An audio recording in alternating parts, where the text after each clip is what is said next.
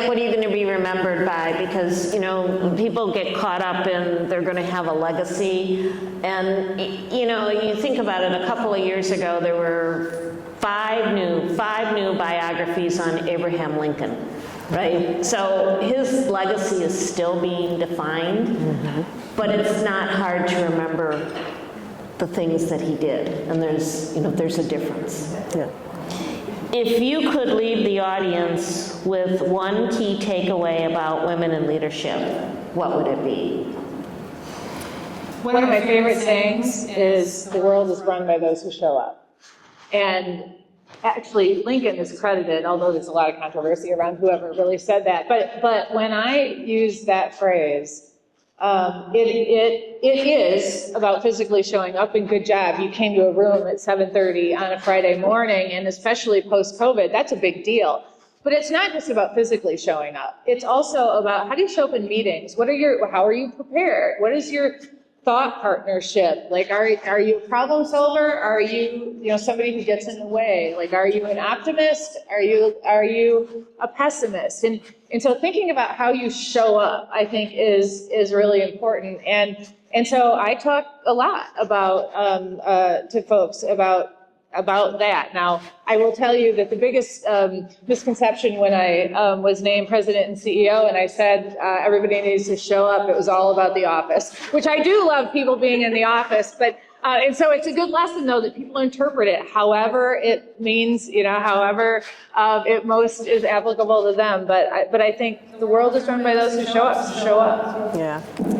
I always tell people to, find your passion, and if you're not working in a space that really motivates you and really drives you, then make a change. And you have that opportunity. Don't ever feel like you're stuck. Like I said before, I wish that somebody had told me that I would have to be the architect of my own career very early. I thought it would just happen, if I did a good job and, really worked hard and showed up, it would happen. But honestly, you have to be your own architect of your career. And the way you go about doing that, you can define it. It is about seeking out mentors and sponsors. It is figuring out where you fit in your organization. I had the pleasure of working with a gentleman in a training course, and he was actually the captain of the USS Kitty Hawk. So anybody from the military that knows, this was a huge aircraft carrier, and I spent a week with him. And we just had a really great exchange and talking about leadership. And he was leading a huge, like 3,000 men and women at that time on this aircraft carrier. And he told me something that I never forgot. And he wrote it in a letter to me afterwards.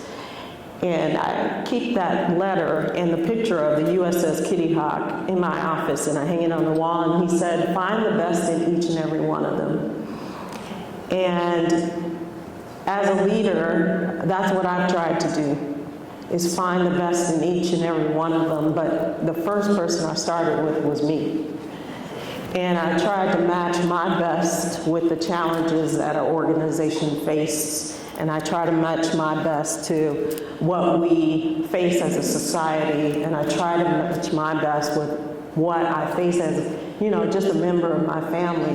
And when I do that, great things happen. Great things happen. And so find the best in yourself, and then match that with where you want to go in your own career. And get people to support you along the way, because they will, if you ask.